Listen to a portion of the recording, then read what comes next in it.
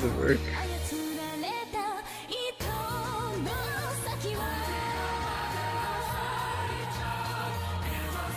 There you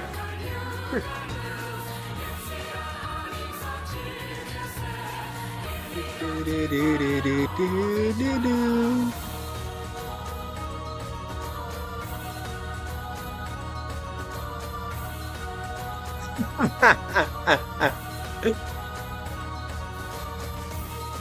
It's been 84 years.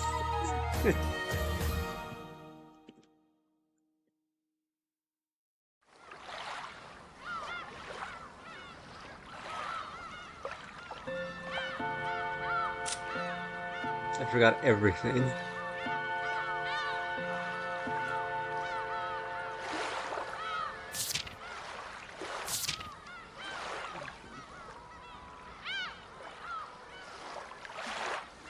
Wait, what? Why are these all in episode 1? Huh? Oh wait, I am in episode 1. I forgot.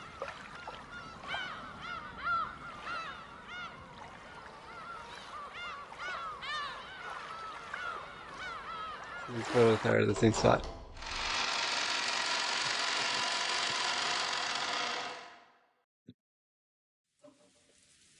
やっぱり明日も丸一日こんな天気みたいだね。 Looks like the weather will be like this all day tomorrow after all. やれやれ。 Damn, it's hard to believe it was dry out earlier. George, Aniki, and I were killing time in front of the parlor television. At that point, Jessica returned. Her face was still blank, but it looked like she had calmed down a little since she had left. Is Maria still in front of the portrait? Nope. She just came back, and she's sleeping over there on the sofa. It is getting pretty late for her. Looking at the clock, it was a little past 10 p.m. Even if we were going to stay up all night, it was about time to head back to our room.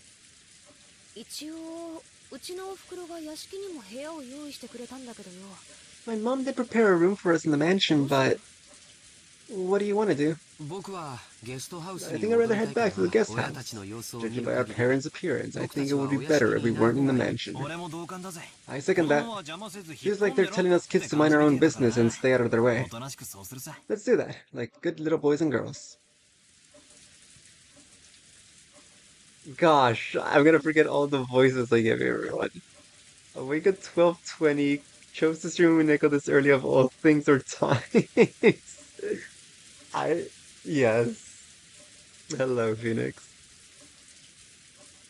After we discussed that, Auntie Rosa came into the parlor. She was looking all over restlessly, probably trying to find Maria.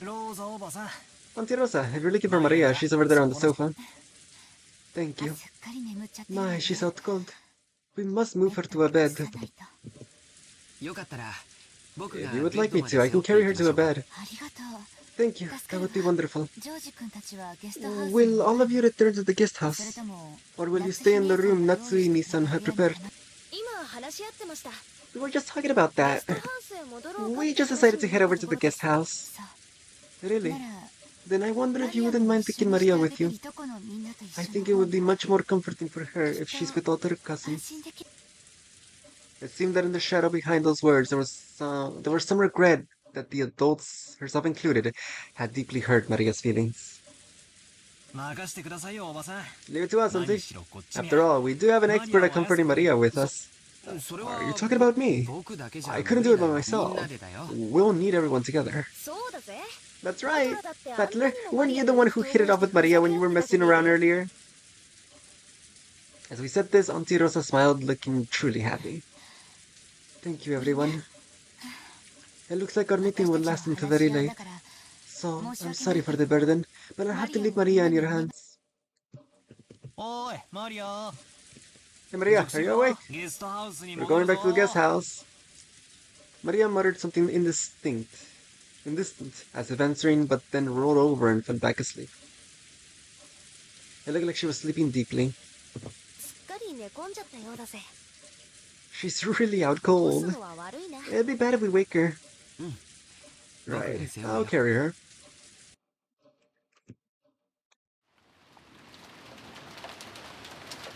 Maria's body was much lighter than it looked. George Aniki picked her up and pulled her over his back. It was raining hard outside, and Aniki couldn't hold an umbrella and carry Maria at the same time. It looked like Auntie Rosa would come with us as far as the guest house to help out. Couldn't one of us hold the umbrella? However, when she heard Uncle Krause's voice call out to her, she had no choice but to return. Oh dear. I have to go back. Is everyone returning to the guest house? After we left the hall on the way to the entrance, the door to the servant room opened and Shannon-chan stepped out. It has become very dark, so allow me to guide you. Perfect timing, Shannon-chan. George-kun is going to carry Maria there. Could you hold an umbrella for him? Yes, certainly. Shannon-chan brought umbrellas for each of us and a flashlight to guide the way. As we opened the front door, the downpour was quite terrific. It looked like we couldn't have any spare time to take a pleasant walk and enjoy the nighttime rose garden. Aniki, is she too heavy? Want me to carry her? It's alright. I can at least carry Maria-chan. I'm truly grateful. Please take care of Maria. Right, we understand. In that case, good night, Auntie. And I will see them over there and return here. Yes, please. Auntie Rosa saw us off. Maria, I'm sorry for everything. Rosa's mumbling voice didn't reach the person in question, nor anyone else, but disappeared beneath the sound of the rain.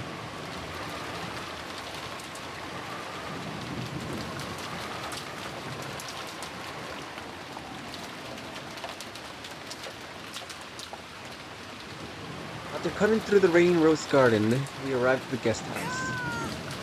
If only I applied to the position of Maria's carrier, then I have got interruption. She held the umbrella over me. That's not on purpose, it's a misunderstanding. I thought if I didn't, George-sama would get all wet. Come on, quit babbling and go in. After being nudged by Jessica, Shannon folded up her umbrella and went into the guest house. Has anyone gotten their clothes wet? I can bring some towels if you would like. You don't need to worry about us that much. Thanks, Shannon-chan. Oh yes, we were saying earlier that we would play some cards. Do you want to stay with us for a while? Huh? Who had the night shift on today's schedule? I believe there was a special schedule for the duration of the family conference. I think there was a few changes, so I will go and check. Wait, if you have to go all the way back to the mansion to find out, you don't have to force yourself. It's alright. I can find out from the servant room in the guest house. Please excuse me for a short while. Shannon-chan gave a quick bow and went into the guest house servant room. The rest of us headed for the cousin's room and put Maria in the bed for the time being. Maria was sleeping very deeply, and there was absolutely no sign of her eyes opening. We got some drinks out for the room's refrigerator and spent some time playing cards while drinking.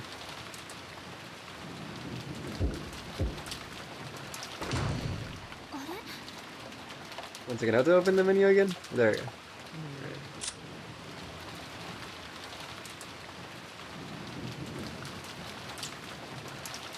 Crap, I don't remember anything. Oh, next. Middle lever. Does exit bring me back to the game, or... Okay, good. Oh, Kanan-kun. Even Genji-sama is here. What's happening with tonight's shift? Krauss-sama has given an order. There has been modifications made to most of the schedule. Indeed. Gola has been changed to the night shift at the mansion. You and Kanon have the night shift in the guest house. Kurosawa-san and I have been ordered to spend the night at the guest house. We just had a phone call saying that you are to remain here as well. Huh?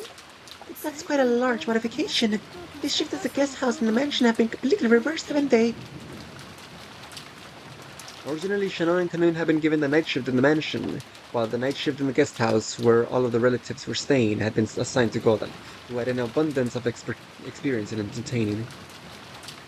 Kuwasawa had been scheduled to stay in the guest house, while Genji had been scheduled to stay in the mansion. However, it seemed that Kraus had suddenly ordered that the schedule be modified. The shifts to the guest house and the mansion had all been reversed, and Genji was spending the night in the guest house. It's probably because of Beatrice-sama's letter. Probably. Why? If such a mysterious letter appeared, it was only natural that Kraus-sama would suspect one of us. We served directly under the master, so Kraus-sama probably wanted to keep as far away from the family conference as possible. I'm afraid I must VRV. Cats are hungry.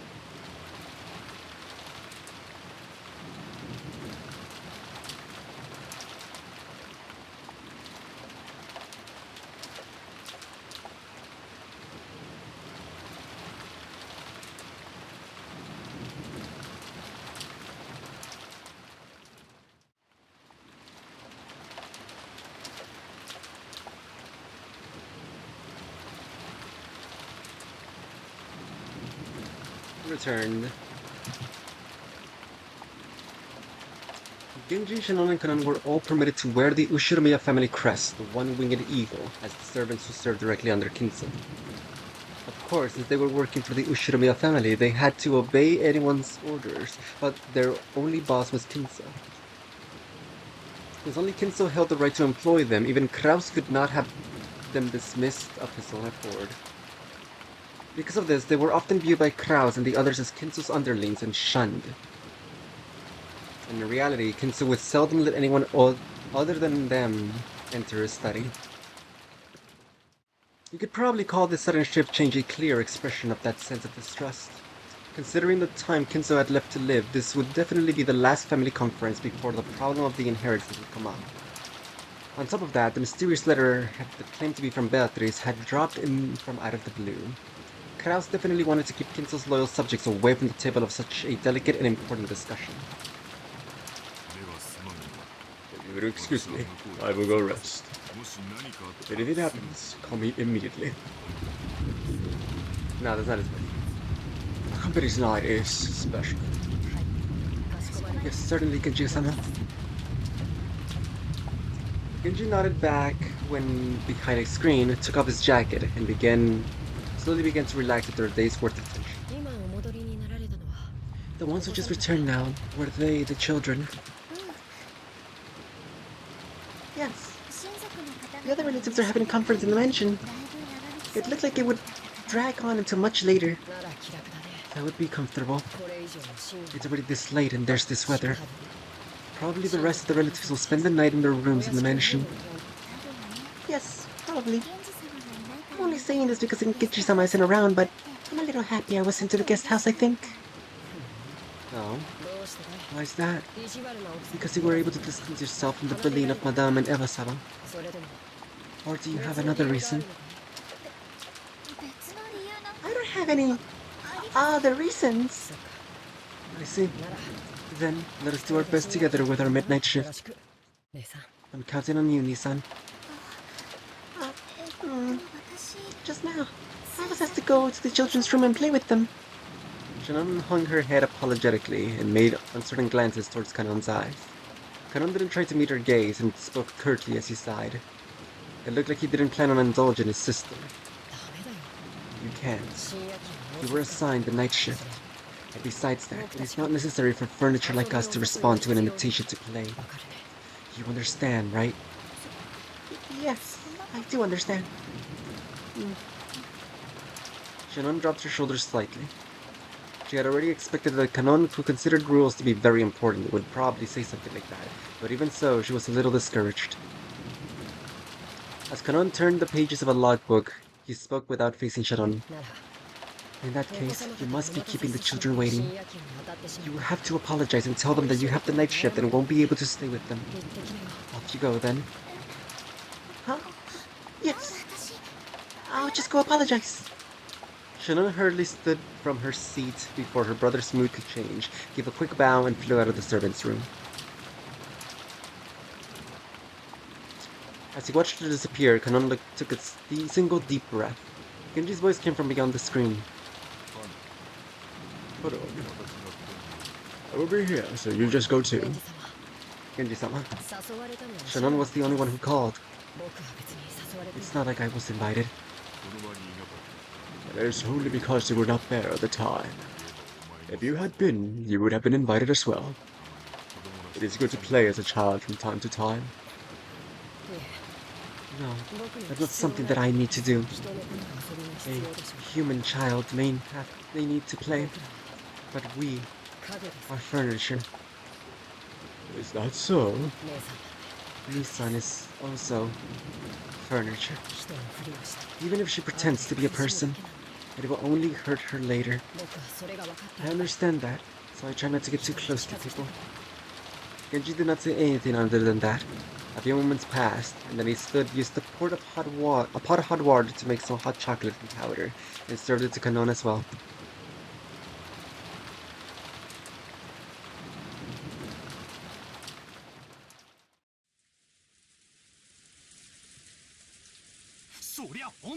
Holy crap, seriously? I did not know that! Keep it down, dumbass! You'll wake Maria up! Butler was so surprised that he yelled obnoxiously and scattered his cards everywhere. His voice caused Maria to turn over once, but she soon fell back to a deep sleep. Jessica gave him a jab as he lowered his voice. No, but yeah, now that you have said that, they really did have that kind of endless here, didn't they? No, I see the Genji, the George Aniki. George cannot be seen anywhere in the room. A short while ago, when Shannon had come into the room, George had suddenly said that he had forgotten something in the mansion and needed to go back and get it. Shannon had said she would guide him just like she had on the way to the guest house, and the two of them had departed together. They've been showing signs of it for a long time, you know. Asking what the other person liked, asking what their hobbies were. I always knew it was too much to just be passing interest. Come to think of it, I get the feeling that George Aniki had always been overly nice to Shannon-chan. Now I get it.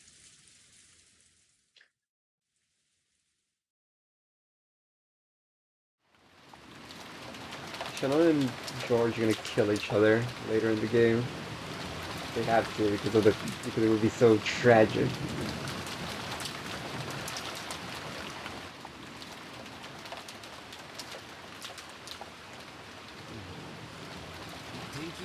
According to the weather report, it looks like it will be at its worst tonight. It also seems that it won't stop all tomorrow, but it should get a little better. Really? Then the boat may not arrive until the day after tomorrow. I'm concerned that I might interfere with your work on Monday. I already knew that the typhoon would be coming beforehand. Just in case, I made sure that I didn't have any plans for Monday, so it's alright. I may not look like it, but I really am the type who can plan ahead in this schedule. George puffed out his chest, acting proud. Compared to the normally composed appearance that George always had as the eldest cousin, he now looked amusingly like a little kid. Shannon chuckled at this gap. Praise. It's a surprise that someone who will soon make his company prosperous is so well prepared. Well, making a company prosperous really is a top job. Money isn't the only thing that's important. I learned that well by studying from my father. Making a company prosperous is like having a castle and leading your supporters. My father, true to his name of Hideyoshi, really loves reading about the great leaders of the Sengoku period. Most of his why? That's such a common, normal word. Why did my tongue get so tied? Philosophical speeches on business management start with one of them. Did you know?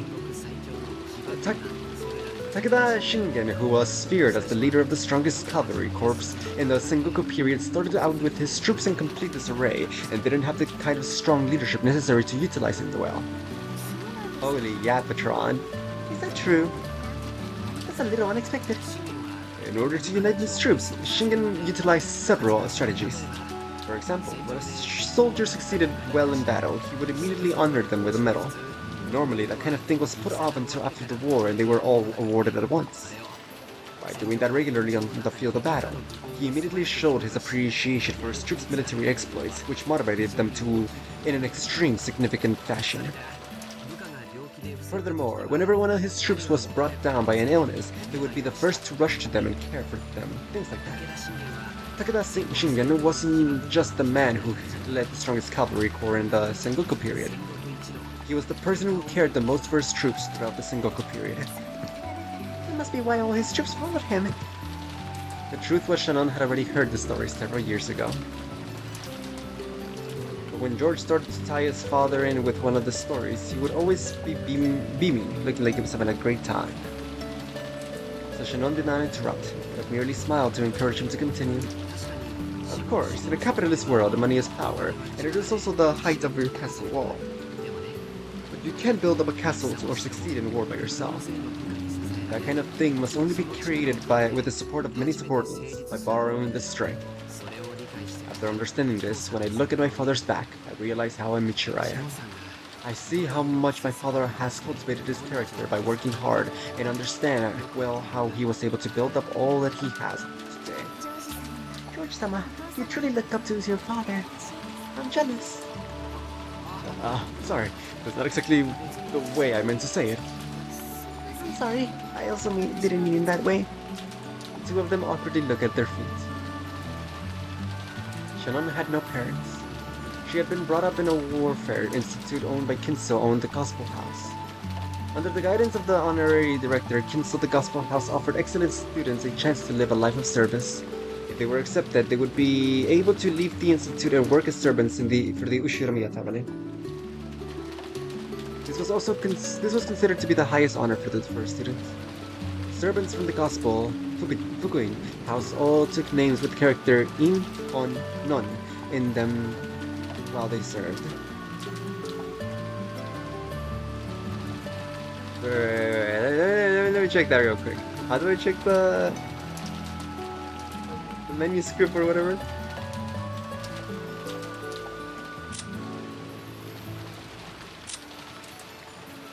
In, on, none.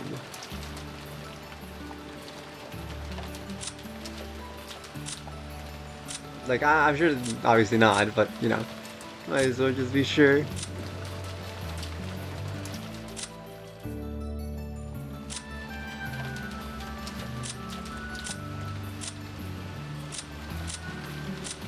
Shannon and Kanon.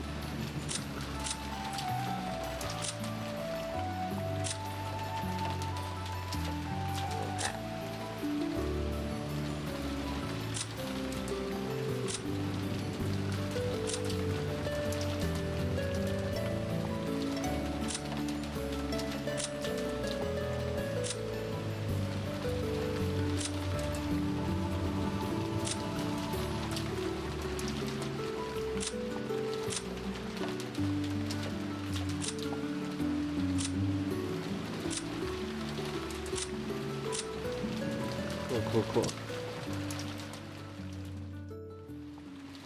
So, Shannon wasn't her real name. No, what I meant to say. The same goes for Kanon. All of the students at the Gospel House were orphans. Or, failing that, people who had been disowned by their parents through some special circumstance. Because of this, the students have been taught to think of each other as their own only family. That's why it seems so natural to Kanon to call Shannon his sister. And while only Shannon and Kanon were working today in the mansion, there were other servants who worked in the shift rotation named Manon and Lenon, who had inherited the On character in their names.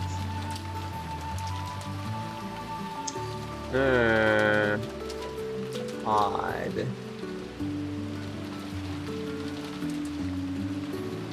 However, there were not many servants who stayed with the Ushiramiya family for long. It was standard for them to quit after 3 years, so you could probably say that Shannon, who had been working for over 10 years, was a very rare exception to the rule. Working as a servant for the Ushiramiya family was a heavy burden to bear, but the pay wasn't bad at all. Working for a full 3 years would earn more than what was needed to enter mainstream society. That was why, even though the students realized that a harsh task working for the Ushiramiya family was, they still hoped to be accepted. And in Shannon's case, maybe the fact that she had managed to continue for more than 10 years should not be viewed as her having more willpower than any of the other servants.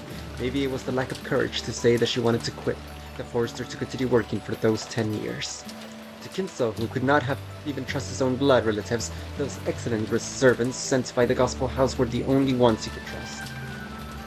Because of that, Kinso would sometimes allow them to wear the family crest as servants under his direct control and have them work close to him. You've already been working here about 10 years, was it? You must have saved up a lot of money right now, right? I don't know, really. It's not like there's anything in particular I'd like to buy. And just because you have a few million yen doesn't mean you have enough to live the rest of your life with. So you haven't been working here enough trying to reach the target sum? No, I haven't. I have nowhere to go outside of this mansion. I have been getting along well with Milady and the other young servants too.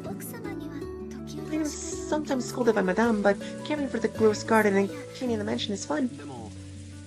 But that isn't your life. Sayo-chan? Whoa. You can't be saying dead names like that, buddy. Sayo.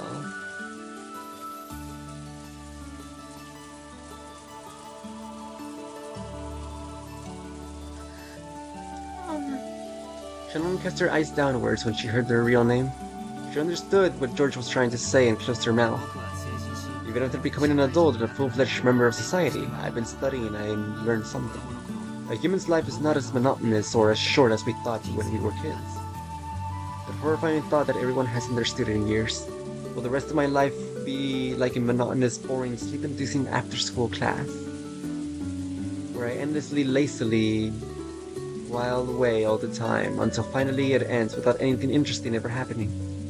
However, these thoughts only arise while a person is still an underage student.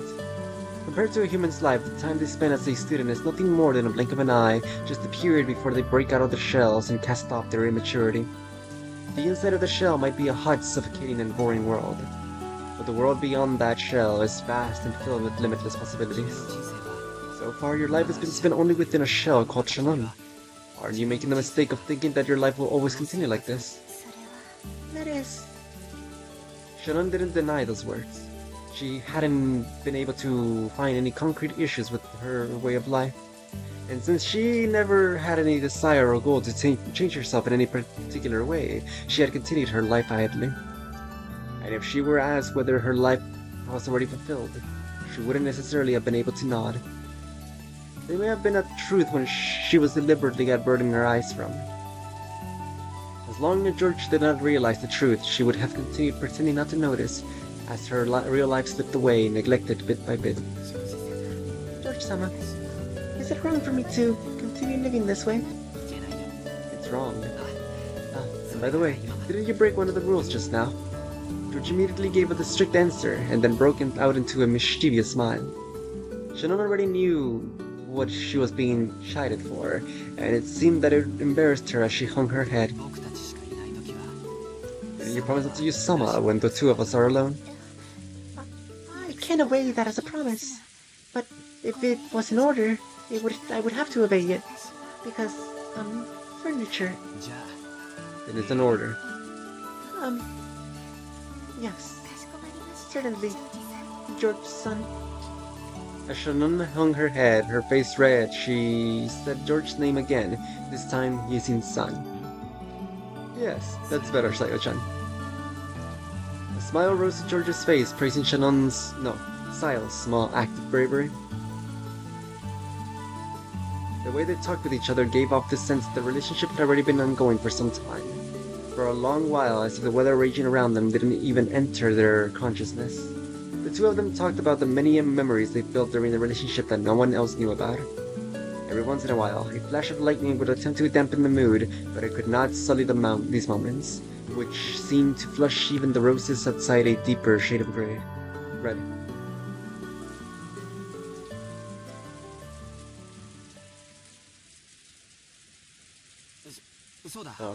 Oh yes, I have something I wanted to show you. What could it be? George, who had been speaking eloquently, has suddenly started to stutter. From his manner, Shannon understood something. George timidly searched through his pocket for it. It got caught deep in his pocket somehow, and came out somewhat slowly and awkwardly in the same manner as his speech.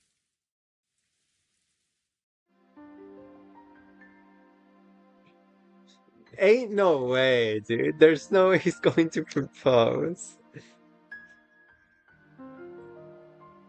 That would be absolutely bonkers. It was a very small box. A small box covered in a deep blue velvet. Its characteristic shape was enough to make anyone realize who was resting inside.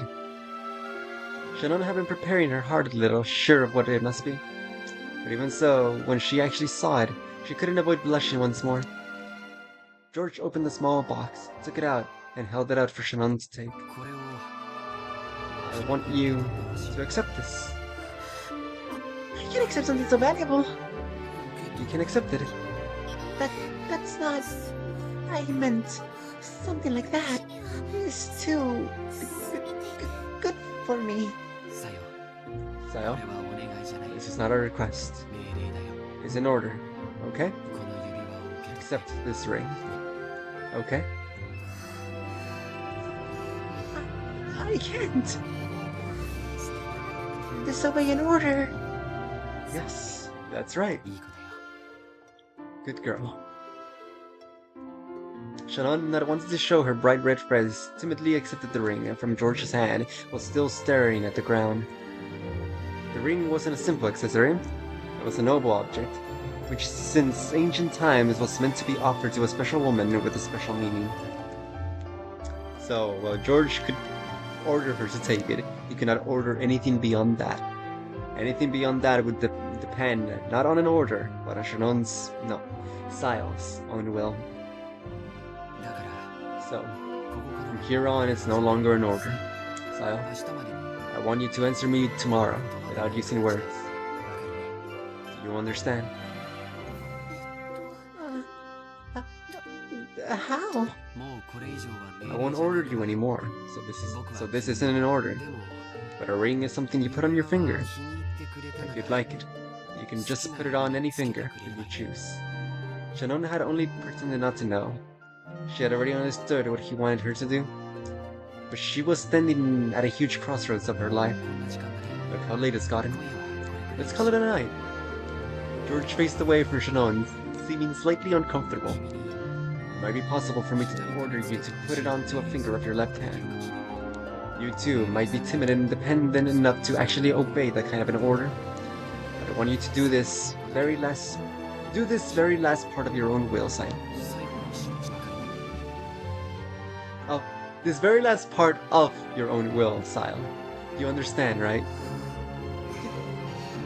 Yes. だから That's an order. So that's my order. I want you to think about it well tonight その返 and 事 show me your answer tomorrow. Shannon nodded back. Today was the culmination of their very long relationship. This moment had not come to any surprise to Shannon. そろそろゲストハウスに We 戻 should be ろう getting back to the guest こ house れ以 soon. 上遅いと If we take any みんなを longer, 心配 we'll させ make ちゃう everyone worry about us. I'm sorry, I just remembered something. I had to go to the mansion, so, I have to go back to the mansion. こんな時間に Something this late. Really? George stared into Shannon's face as he laughed mischievously. He had seen through the obvious lie of Shannon's. But imagining how she felt, it wasn't as if he could understand her embarrassment and why she might ask him to be alone. So George, having understood Shannon's lie and all that was behind it, allowed her to leave.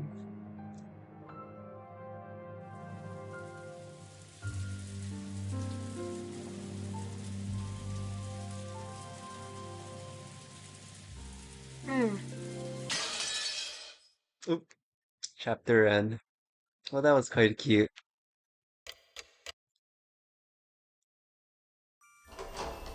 Knights of the Storm. Oh. 1 second.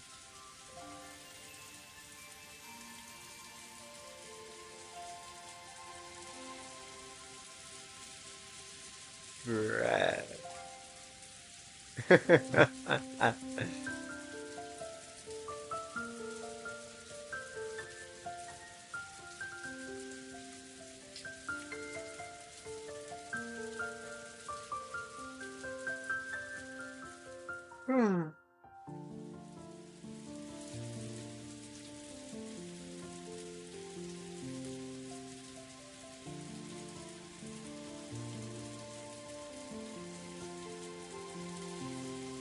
Shannon entered the entrance hall to the mansion with a tottering gait.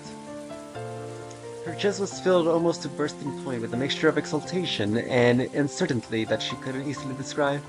After stopping for a second in front of the servant room to take a deep breath and calm her heart, she opened the door.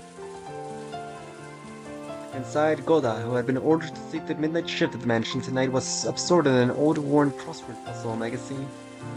He looked up for an instant to see whether one of the family had come, but when he realized that it was a fellow servant, he returned to his puzzle as if nothing had happened. I was sent by Genji-sama to help you. ああそうですかそれは助かりま Oh, す really? That will be useful. そろそろ戸締まりの見 I was just about to go make the rounds to close up the mansion, but I was in two minds whether I should leave this place empty. After all, the meeting Kraus-sama and the others are conducted appears as though it will continue for quite some い time. つ何時 They might order some tea at any time. That's true. And then, what shall we do? Should I remain here while... In that case, Shannon-san, sorry, but would you please make the rounds around the mansion? I will stay here awaiting the family's orders. Yes. Shannon felt a twinge of annoyance.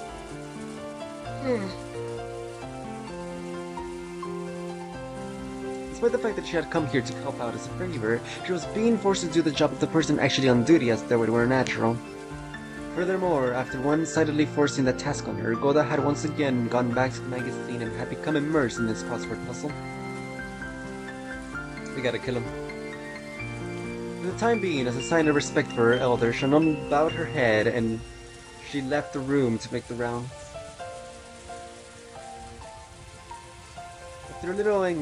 After getting a little angry had enabled her to bring the airy situation he had been feeling until now under control a bit. Besides, she couldn't show this kind of face to Genji and Kanon.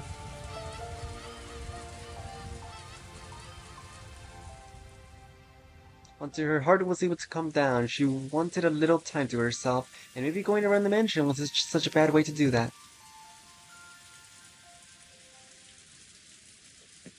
In the dining hall, she began to hear the tumultuous voices of the family discussion. Yes. Someone would speak at great length and would then be opposed by someone else. The rebuttal would continue in a very long, drawn-out fashion until opposed by yet another person. That kept on repeating. It was as though their displeasure was seeping out through the voices. She had been told to go to the guest house, so it would be bad if she was discovered by Kraus. Thinking that, Shannon quick-footedly slipped by the entrance to the dining hall. Then inside the mansion, controlled by darkness, she began to check the house was all closed up following a prearranged route.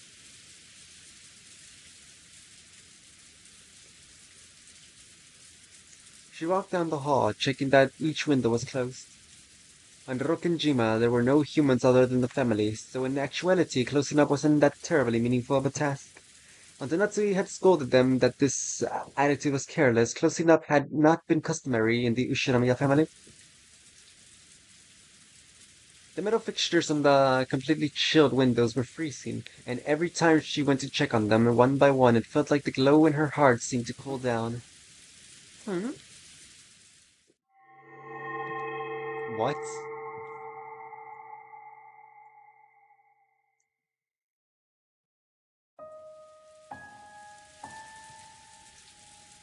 Just then, she thought she saw something flickering across the hall. Flickering? Something like that shouldn't be visible beyond the darkness of the hall.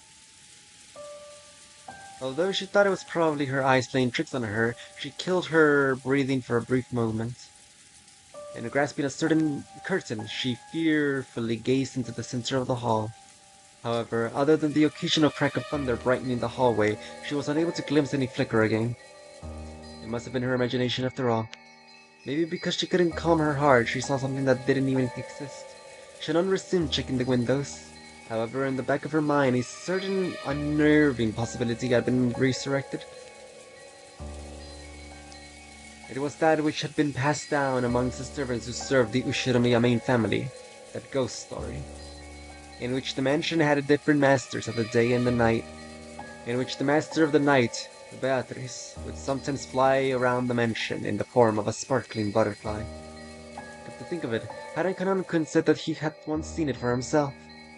He got sulky when I didn't believe him and told him he was just saying things. Could it possibly really?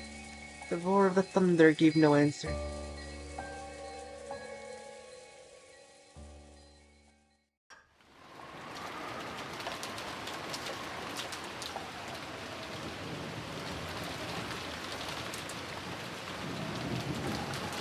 No, don't switch scenes. Go back to that. Oh, darn it.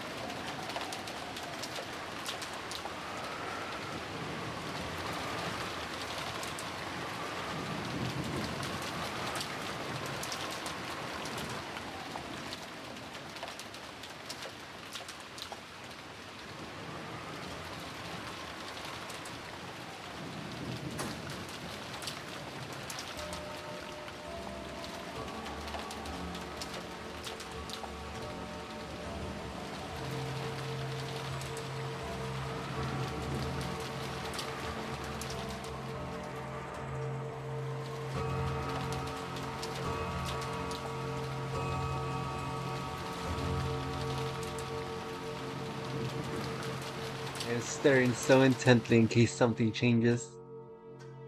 Doesn't seem like it. Butterfly.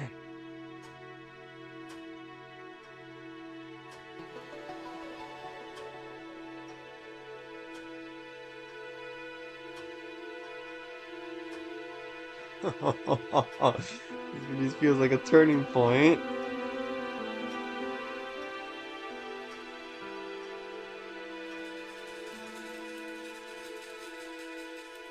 Why is he in the void?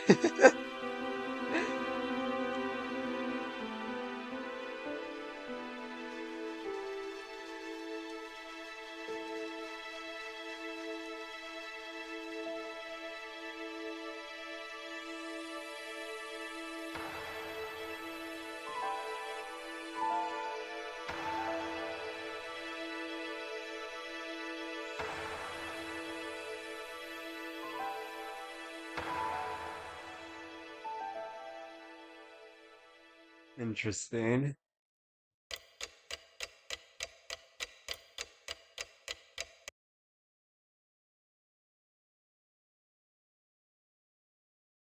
Sacrifices chosen by the key. The second day, October 5th, 1986. So again, I believe that the key is Battler. Well, not specifically Battler, it's just the person that will find the gold is the key. And since, Battler's the protagonist, the key is Battler. I think. Genji once again tightened his bow tie and looked outside through the crack in the curtains. Maybe the rain had died down a tiny bit since the previous night, but it didn't look like the thick rain clouds were planning to let any trace of the morning sun get by. The morning was dim and far from refreshing. As expected, it doesn't seem that it was Saturday. My apologies for keeping you waiting, Genji-sama. Kanan finished shaking his appearance and exited the washroom. In a normal schedule, it was rare for anyone to suffer going straight from a midnight shift to morning shift. It was a special system for just the 2 days of the family conference. But then, as long as the typhoon didn't leave today, the relative stay on this island would last until tomorrow. Kanan thought that it was best to prepare for the special schedule to be extended one more day. The two of them left the guest house, opening their umbrellas. The rose garden had been devastated by the wind and the rain last night. Even though they had spent several days making it beautiful to welcome the guests, they had only taken one stormy night to ruin it. Kanan sighed. The two headed to the mansion. They were supposed to meet up with Golda and prepare breakfast. Golda was such a perfectionist that it would undoubtedly have been up for some time already, and now be in the middle of preparing a breakfast both exquisite and elegant. They reached the overhung by the entrance to the mansion and folded up their umbrellas. Genji took from his pocket a bundle of several keys and used it to unlock the front door. There was nothing on Broken Gym outside of the Ushirome family mansion, so they never used to be accustomed of locking up. However, Natsui had ordered that it be part of their duties to lock up the mansion around midnight to early morning. And unlocking in the early morning was to be done by the servants who had the morning shift. Since Goda would begin preparations for breakfast as soon as he woke up, this task was to be undertaken by Genji and Kanan. Silence had fallen in the mansion, giving the impression the mansion itself was still asleep. Well then, let us begin the morning chores. Yes. The two of them slid up and began opening curtains throughout the mansion. If the curtains remained closed, the inside of the mansion would be unable to shake off its gloom, as if it hadn't yet managed to escape the previous night. Kanan following a well-versed procedure, went around the mansion opening one window after another, without having to retrace his steps once. Even with this horrible weather, by opening the curtains, it began to feel just a little bit more like morning. While doing that, he passed the front of the kitchen. Even though he hadn't yet smelled anything, his empty stomach started aching in anticipation of the scent of Golda's much bragged about cooking. He's dead! Good morning. Huh? He tried to greet Golda, who had thought would be preparing the meal inside the kitchen, but Golda was nowhere to be seen. The kitchen was darkly lit, and never mind the curtains, the ventilation fan wasn't even spinning. It was still cold in the room, without a hint of a flame, and of course, no preparation for breakfast was taking place. Although it must not be allowed to happen, maybe Golda had overslept. Servants are humans too. They can sometimes fail to wake or something and be late as a result. In the rare case of that happening, it was the virtue of a servant to casually smooth the situation over so as not to cause an unsightly scene, and to make sure that their masters never even noticed that such a mistake happened in the first place. Hi, Ruby. Aren't you in class? Go back to class, you're gonna fail. But hello. Umineko, gra!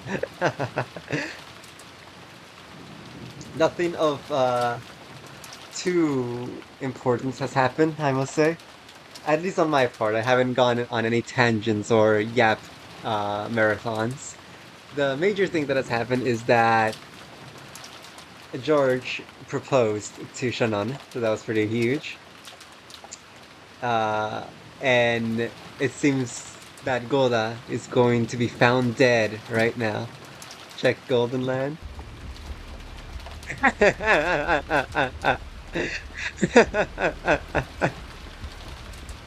I see now.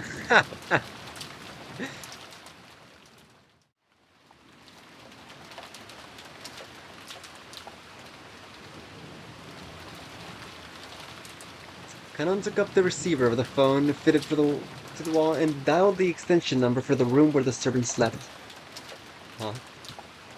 He couldn't hear the characteristic sound of the dial tone.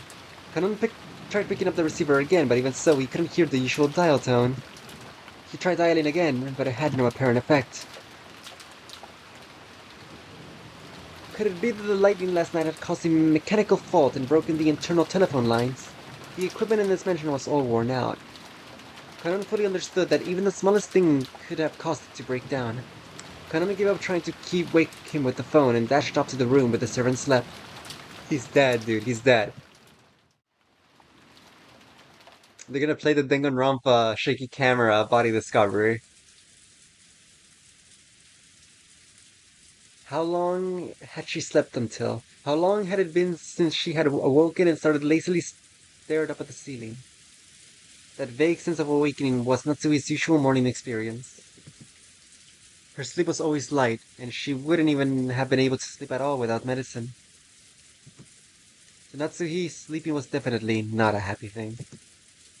While she looked outside, she saw that it was still pouring. If she hadn't sensed a tiny amount of light, she might have mistakenly thought that it was still last night. She herself was one of the hosts, so she mustn't wake up later than her guests. Urging herself on, she raised up her body, which still hadn't completely recovered from yesterday's weariness. While she was inside this room, no one would torment her. Her headaches wouldn't get any worse than it already was. This room was her only peaceful space. Okay, I might start liking Natsuhi a bit more. This I like this dialogue. Not dialogue, I like this writing. So when she left, it meant returning to the world of her husband's siblings, probing each other's minds. Then wouldn't it be better just to stay locked up in this room forever? Natsui smiled bitterly at this fantasy. She was starting to sound like Kinso. Even though most of the time she would call Kinso names for staying locked up in her own room and taking no notice of anyone, the truth was that she actually longed to do so herself. Natsui gave her head a small shake, and her fantasy was replaced with the reawakening of her usual headache.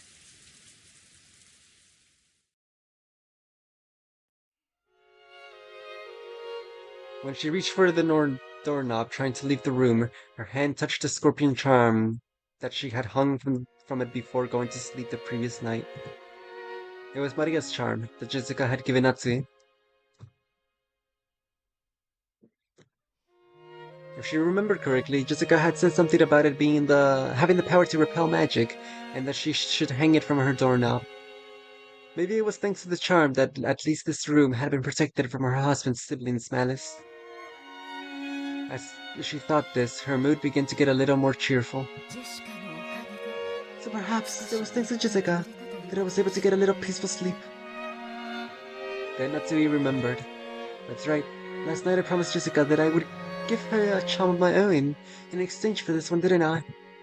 Natsui opened a drawer of her dresser and took out an antique accessory case that she had treasured ever since she was a child. Inside there were many small objects that Natsui had thought were valuable at the time. From amidst those, she pulled out a red pouch. Inside was a small, round mirror, about 10 centimeters across. It looked quite old, but the sign on the back of the mirror was very ornate, and it felt like something was historical value.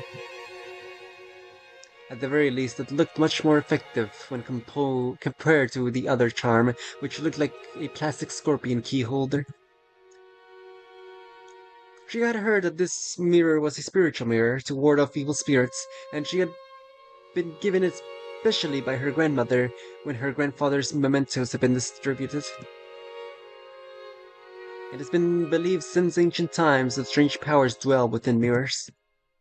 Most likely the way they reflect light created a belief that they also reflect misfortune and malice in the same way. Natsui returned the mirror to its pouch. It would probably be a fitting object to hand over to Jessica. Just as she was placing it in her pocket, the sound of someone knocking on the door suddenly echoed throughout the room. Yes. Good morning, madame. It is Genji. My apologies for waking you so early. I'm coming now. What is it? No servant had ever come to her this early in the morning, and especially not directly. Maybe something bad had happened. For example, maybe some fatal oversight had been made during the preparations for breakfast, and the household would be put to shame in front of the guests or something. Natsui breathed out slowly as if getting a head start on the trouble she was surely about to be told of. When she opened the door, Genji once again said a morning greeting to her while bowing deeply. Natsui tentatively responded. Good morning. Did something happen? My apologies. It seems that the telephones are out of order due to last night's lightning. The internal lines have gone dead, so please forgive my coming to see you directly. The internal lines have gone dead. That would be troublesome. Will it be possible to repair it? I am afraid that we don't know the location of the damage. I would like to call an expert to have him repair it. An expert? Like, to come in through a boat during this rain? Which means that we will be unable to repair it until the typhoon had passed. Okay, that's what I was thinking of. In other words, the lines will be out of order for the remainder of our guest stay. Will there be issues with providing them proper service? We will do all we can to make sure there are none. Very well. I will be counting on you to ensure that everything goes smoothly. Natsui let out a small sigh of relief. She had been prepared for the worst. But a telephone breaking down wasn't the kind of trouble she was worried about. But even then... Excuse me? But then, even this would probably be enough to spark sarcasm from Eva. Natsui gave her head a light shake. Are the preparations for breakfast proceeding well? About that, we haven't been able to find Golda. The arrangements for breakfast have yet to be carried out. What did you say? Natsui was indignant. To her, this was a much bigger problem than the phones not working. And despite that, this piece of information was the part that had been postponed. Why did everything go well most of the time and then come to something like this when the relatives were visiting? Natsui placed a hand to her forehead and shook her hand sharply. Most likely he is self-sleeping. Anyway, it doesn't matter who does it, just hurry with preparing breakfast. But... Natsui had exited into the hall and turned around for a second to close the door to her room. The unpleasant thing that she saw there silenced her completely. It was an unsettling sight, as if someone had dipped their fingers in a dark red liquid and clawed at the area around the doorknob. As though someone had soaked both their hands in blood and groped at the door and the knob. Like someone had wanted to stage something like that and left this mark as an awful prank. What wicked mischief is this? Awful. I also just noticed it as I came to call you. I will clean it later. Most likely. A vulgar joke about one of the guests. Disgusting. Truly disgusting. Who in the world would pull such childish and disgusting prank? Natsui had a pretty good idea, but of course there was no proof. So even if she pushed the issue, it would just seem as though she was making a fuss about nothing. On the contrary, it would definitely be better for her to say she hadn't even noticed that such a prank had been played in the first place. Natsui gave the order to have it cleaned and headed off to the parlor with clacking heels. We're really not gonna open the door. Or was it the door to her room? Crap, I didn't pay attention. Interesting. Oh my gosh, no, it is the door to her room. And whatever it was couldn't enter because she had the scorpion charm. She was protected by the blood demon of blood. When Natsui and Genji arrived at the parlor, Eva and Hideyoshi were already there. Good morning, everyone. Morning, Natsui-san. I heard Goda-san would be making us breakfast too, isn't that right? My stomach's been getting all excited since I woke up. Yes, food is about the only good thing worth looking forward to here, isn't it? You too, Eva-san. I'm pleased to hear that you are well this morning. Natsui returned Eva's gaze, which was fiercely competitive even though it was early in the morning, with a wary expression. Then Kanon jogged in. After bowing in apology to the relatives for running inside the mansion, he approached Genji and told him something in a small voice. Kanon? Have you still not found Goda? My apologies, madame. I went all around the inside of the mansion and the guest house, but still. Where in the world has he gone? For now, breakfast is a higher priority than finding Goda. Quickly, take care of it. Yes. Kanon glanced at Genji.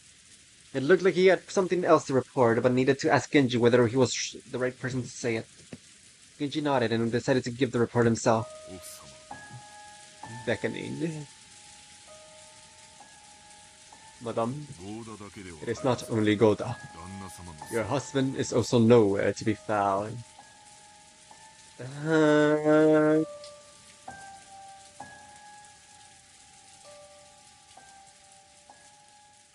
Not the sacrifices I imagined.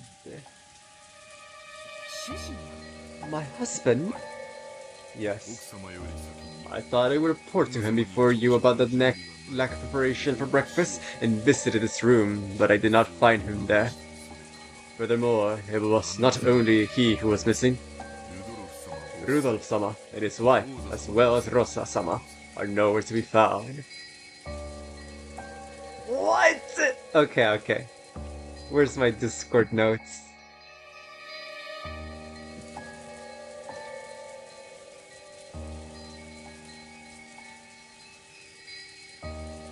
The 6 chosen by the key. So we have Rudolph, Kairi, Rosa, Goda, and Kraus. So we're missing a 6th, which will probably be Shannon, right?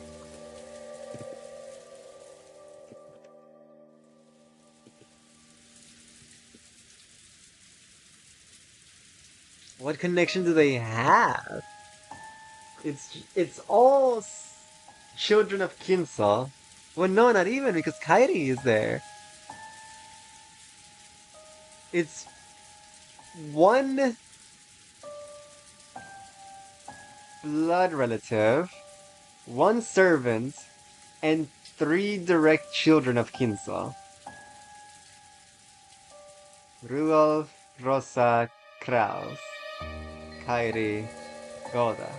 They have nothing in common. All your theories are wrong, goodbye. What in the world?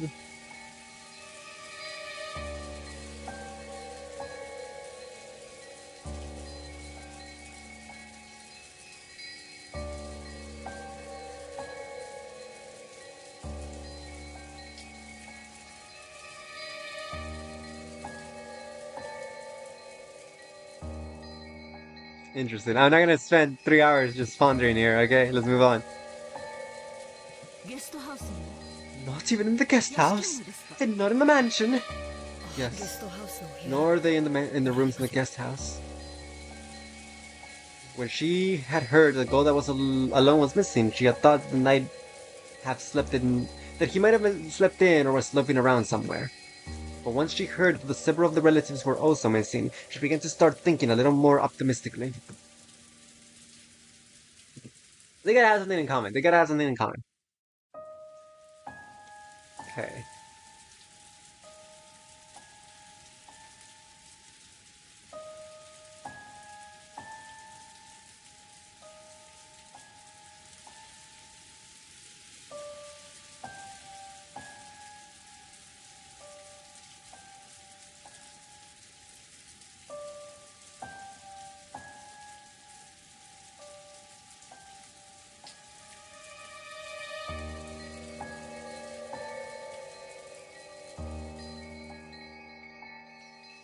I got nothing. I got nothing. Like,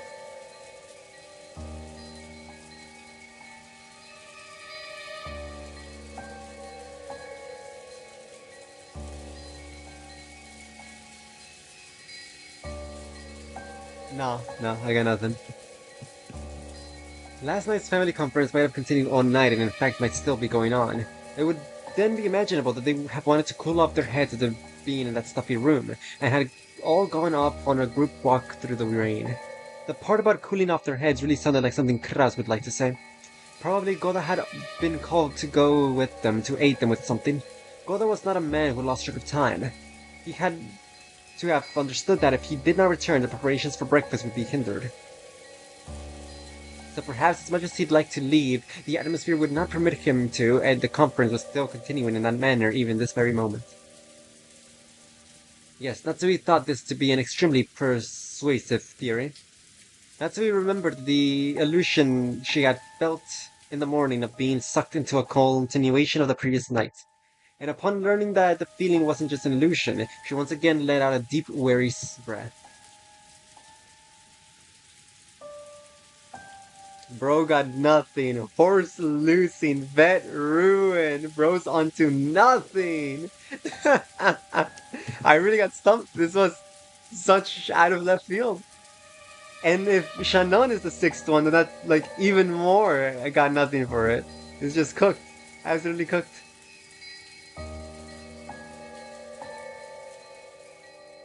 There's no coming back from this. All your theories are wrong. Goodbye. Because the banquet of the filthy vulture circle around Kinzo's property was still continuing. Most likely, they are still repeating that same discussion about the inheritance somewhere in the garden, or maybe on the beach. In any case, we must call Goda back, or we all will never be able to complete the preparations for the breakfast. So, what are you saying? Are Nisan and the rest still continuing their discussion? Chiga thought she'd spoken in a small voice, but Hideyoshi had overheard her and began to grasp the situation. Nisan and Rudolph sure are tough. And maybe it's just a youth in Rosa's case. The two of us were so tired that we had to go back to bed just after midnight. I do remember that Nisan and the rest were still having a heated discussion at that point. Men sure are nasty when they get excited. Natsui snorted, her face still blank. Kanon, search outside. If you find Golda, tell him to return immediately and begin preparations for breakfast. Certainly.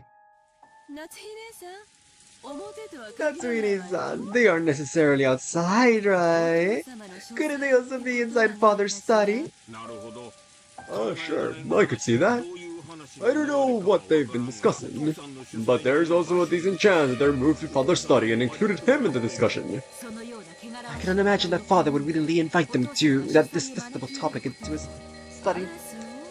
You really think so? Well, then there's nothing we can do. I'm sorry, Genji-san, Konon-kun, but could you search outside? I'm sure it would be good. It wouldn't be odd for Nissan to propose they go outside for a walk to cool their heads, even in this weather. I will go to Father's study. After all, there's still some chance they'll be there, isn't there? Eva-san, Eva-san, hey, guess at yourself, mustn't trouble yourself. I will go. I can also tell him good morning. Really? Then I'm counting on you, alright? But I somehow doubt whether he will return your greeting. Natsuhide-san, were you on good terms with father? I don't know whether I could be called good terms, but I am certain that I have gained his trust as the wife, the successor to the Ushinomiya family. Then I'm sure that he will at least answer you, won't he? I want to at least eat breakfast with father. I wonder if you can convince him to come down and join us. It seems that he thoroughly despises the rest of us, but I'm sure if his trusted Natsui asks, he will surely listen. Gosh, she's so venomous. If you can't convince father after speaking to me so sharply and have to come down by yourself, I doubt you'll ever again be able to say that you have gained his trust, will you? She is so venomous.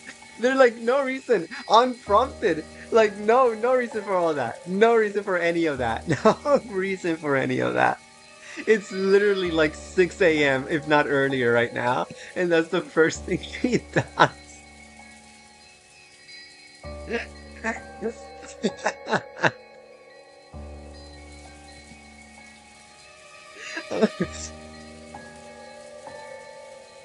Damn, girl. I am not confident, but I will try. Natsui responded, discouraged. However, knowing Kinso's temperament, she had absolutely no confidence in her ability to bring him out. Makes a lot of sense. People draw her Natsui making out. That does make a lot of sense now. Thank goodness they're not related.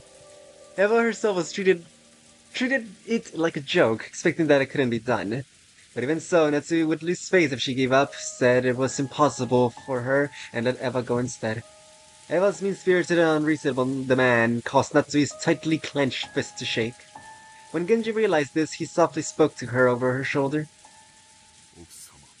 Madame, if you would, please take this. Is that? Genji handed Natsuhi a sparkling gold key of ornate design. No way! Really? This dude Genji is gonna get yelled at like himself. The people demand toxic fury. The study would always lock itself and couldn't be unlocked as long as Kinso forbade entrance. However, since Genji was especially trusted by Kinso, he was allowed to carry a key to the door. But if this key is used, wouldn't you also receive the blame? When the master is sleeping deeply, simple knocking on the door may not reach his ears. Why is he talking normally? And when persuading the master to leave his room, it would be more difficult if you must talk through the door. Please use it. Genji. Until now, Natsui had thought of Genji as a cold servant who would work directly under Kinso and would never work for her. But it looked like she would have to alter her understanding of him. She wanted to communicate her feelings of thanks, but by then, Genji had already turned his back to her and was walking down the corridor with Kanon. But as Natsui watched him go, the words that reached her from behind were sneering. Be sure you bring father with you then, okay? After all, it's his son's darling's wife who's asking. I'm sure he'll listen to you. We are guests, so let us leisurely relax here. Wait, Eva, you're talking too much. Sorry, but Natsui-san will leave father to you. Natsui left without replying as at swift pace, her heels clacking loudly with every step.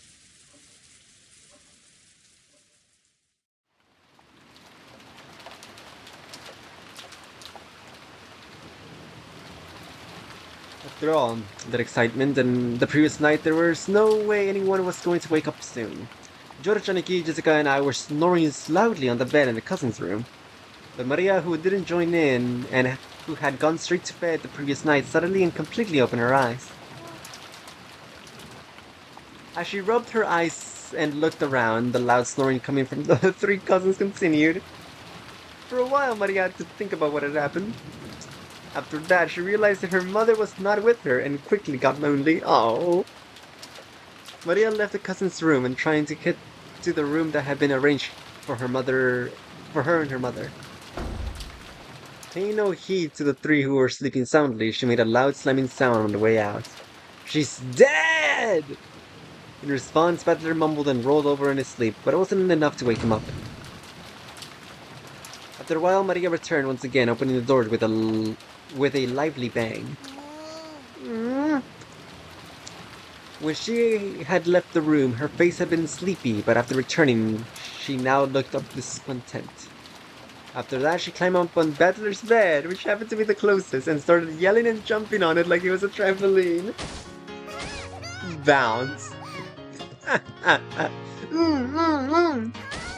Wake up! What? Serrated? Smoke alarm! After making sure that I was awake, Maria jumped over onto George Aneki's bed and started bouncing on him too. In that manner, the three of us were all greeted with an extremely pleasant awakening. Thanks, Maria-chan, for waking us up. You stopped us from sleeping in after that late night. But it would have been perfect if you could just been a little bit more gentle. George Nissan, you really are an adult. I respect that. It's almost 7. So it really was 6 a.m. Well, not really a bad time to wake up.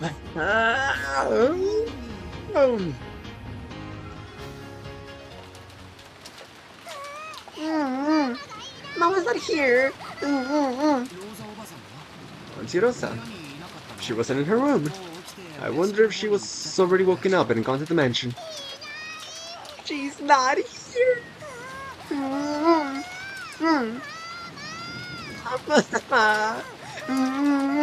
Oh no! Maria kept going and looking unhappy. It seemed like she wasn't simply lonely because she couldn't find her mother, but actually unhappy because her mother wasn't in the place she thought she was, and this made her feel like she had been tricked. If you could have just told her where her mother was, that might have been enough to satisfy her. But unfortunately, as long as we were here, we had no way of finding that now. It's time to go for breakfast anyway, so let's head over to the mansion. Good idea. Maria, let's go to the mansion together, okay? I'm sure Auntie Rosa will be there too. Mama's in the mansion. Then I'll go. That's right, let's go to the mansion. Our parents must have probably already gone there. Maria regained her usual composure as though her earlier temper had never happened. We got dressed, left the room, and headed for the mansion. Oh, so yeah, what the heck? No pajama sprites? Game fell off.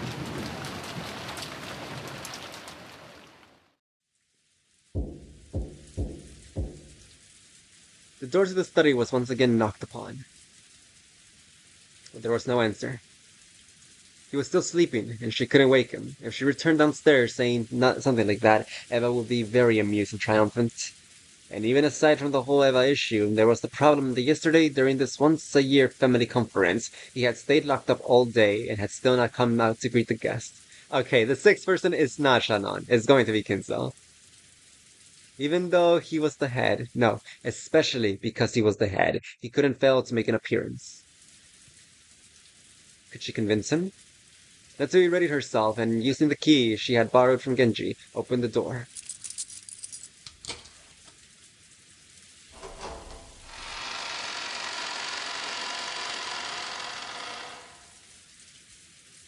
Dead or missing? Put your bets now. A sweet stench that seemed to eat into her brain poured from the narrow opening she had created, and though she was prepared for it, she couldn't help but grimace. Thinking that he might still be sleeping, Natsui entered the room quietly. Oh, okay. Neither. Thunberg Lily. When she did, Kinzo, already awake, was looking down out of the window. So you're awake. Good morning. Kinzo spoke with his back still facing her. His voice was not harsh, but calm, and Natsui was slightly reassured. However, he was at least in a bad enough mood that he had ignored the sound of all of her knocking, even though he had been awake. Natsui wasn't able to break the tension. My sincere apology. I asked Genji-san and he allowed me to borrow the key to the study. Genji did. If my friend thought it was that important, then I have no choice but to listen. Tell me, what business do you have? Yes. Breakfast will soon be prepared, and I would greatly appreciate it if you would join us. I will eat here. Have it brought here, like always. But father, this is the annual family conference. Please, at least let them see your face. You asked me to go downstairs and join in on the discussion of how my inheritance is to be chewed apart after I die. How foolish. They can keep talking about that kind of thing as much as they like without me. And if that's what you call a family conference, it's nothing so important that I should have to leave my room for it. I am busy. Do not bother me. With his last words came the threat that any further questions would be useless. Natsui realized that adding any further pleas would finally bring his wrath down upon her. It would be annoying to hear Ella sarcastically say that she hadn't been able to convince him after all, but there was nothing more Natsui could do. Is that so? Understood. I'm sure that everyone will be sorry to hear it, but I will tell them. Natsui decided to give up. Bowing silently, she made to leave the room before Kinso's spasmodic temper could fire up. As she did, Kinso called out to her. Compared to her usual Kinso, this voice was calm and gentle, like it came from another person.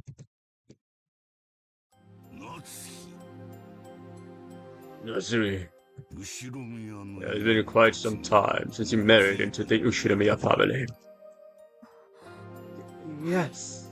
It has been a while since I was first permitted to bear the name Ushiramiya. You sometimes long for your previous family. No. Marriage means throwing away your parents' family. I am Ushiramiya Natsui. If I have a family to return to, or to reminisce over, it is only the Ushiramiya family. It was definitely not an exaggeration. Such was the level of Natsui's resolve in calling herself an Ushiramiya.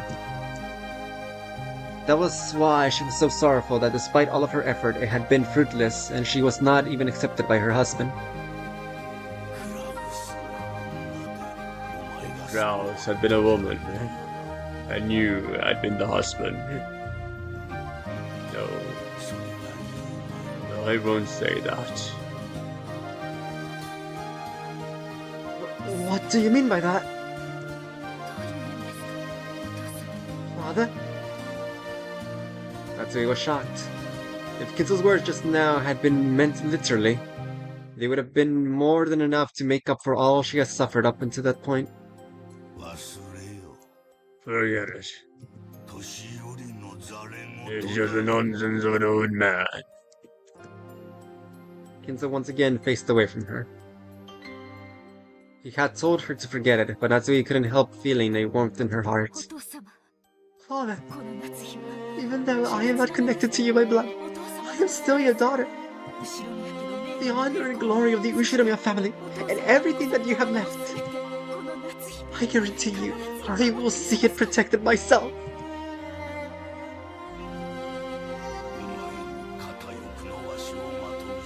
You do not have the qualifications to wear the one-winged eagle. However, the one-winged eagle is surely engraved in your heart. In that case, you are unmistakably my blood relative, and one who will inherit the glory of the Ushiramiya family. Some will sneer that there is no eagle on your clothes. However, there is nothing to lend an ear to. Only those who hold the eagle in their hearts are my true blood relative. I now believe it an honor that I was able to welcome you into the Ushiramiya family. I'm going to cry. That is... gosh. Okay, dude.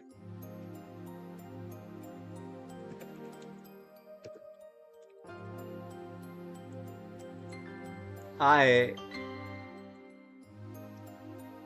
immediately not episode, this chapter that started with her waking up. It is shocking how immediately Natsuhi became like my favorite character. Like Jessica was my favorite character, and now it's Natsuhi. She's incredible. Like, I'm not trying to get personal here, but I am relating to Natsuhi a bit too much than I would like to. And this is kind of hitting really hard. Gosh, I hope Natsuhi gets a complete character arc and she doesn't just get killed. Oops, wrong button.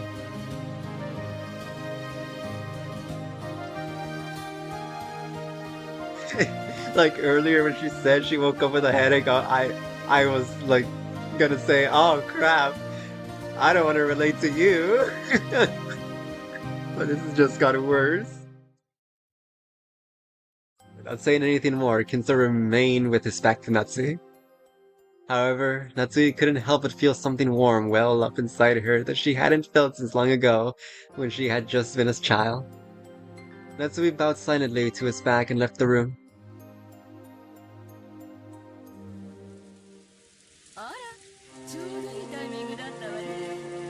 I really hope her venomous words doesn't get to Natsuhi. And also I forgot that whole me about to cry made me forget about the other thing I wanted to say. That I wonder if Kinzo likes Natsuhi because she reminds him of Beatrice. I wonder if Beatrice is as passionately caring as Natsuhi is. That would be sweet. And that's why Kinzo really likes her. Okay, so like, genuine question, answer me this, because I forgot the rules of the family. If Kraus were to die, who would become the head of the family? Would it be Natsuhi until Jessica takes over? Or... yeah, because they said that women cannot be the head of the family. So what if the husband dies? What then? Would Natsuhi become the head of the family? That's a genuine question if you can answer, but I shall continue for now. Ah, what perfect timing! How is father? You were taking so long, I came to check, you see. When Natsuhi left the study, she saw Eva climbing the stairs and their eyes met. Oh, Eva, because she's the second oldest. And she's actually blood related. Okay, that makes sense. And by Eva, I would like actually be Hideyoshi because it has to be a man, right? Cool, cool, I get it now. So we gotta kill the entire family so that Natsuhi could become the head of the family. That's the goal now.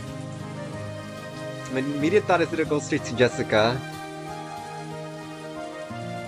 I mean, that makes sense, right? But the fact that she isn't married, would they really break the rules just because Jessica should be next, even though she isn't married? Or would they choose the second oldest child who is married so that Hideyoshi could become the actual head of the family? Oh well.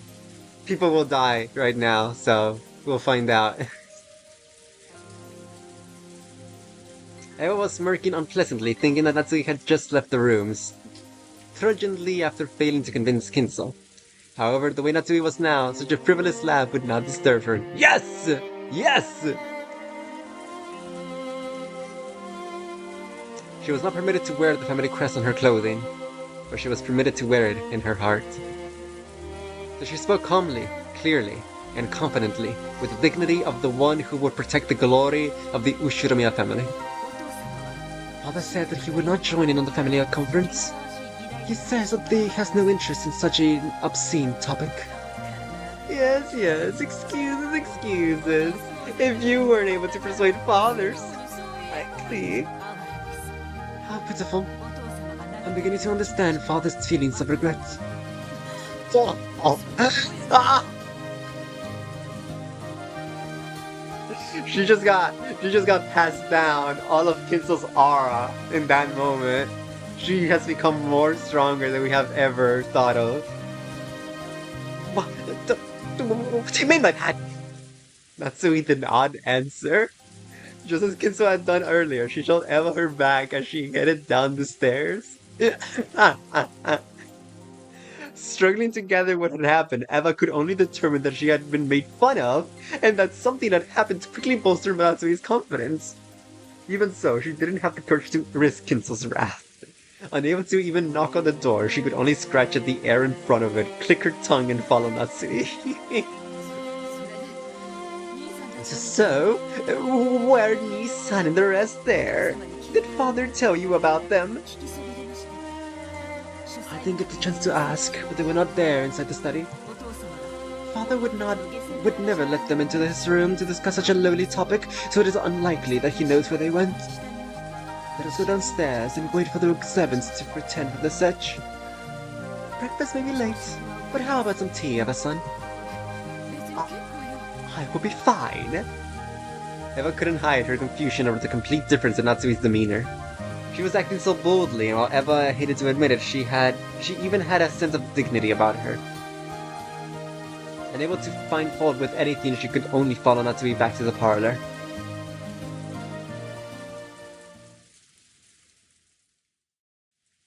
One second.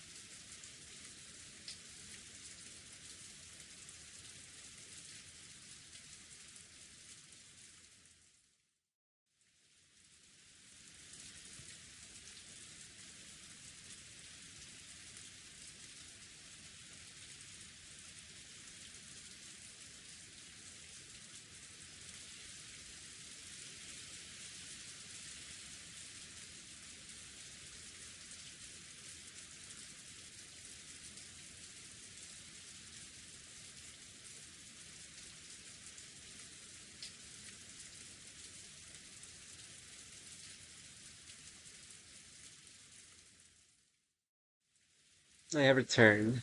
I shall finish. No, actually, let me check.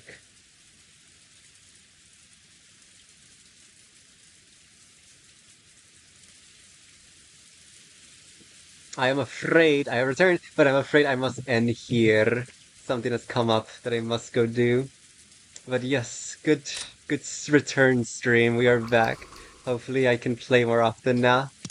But yes, this is the end, and I will disappear forever now.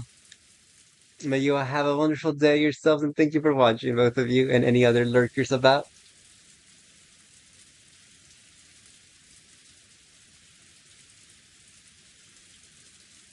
Wait.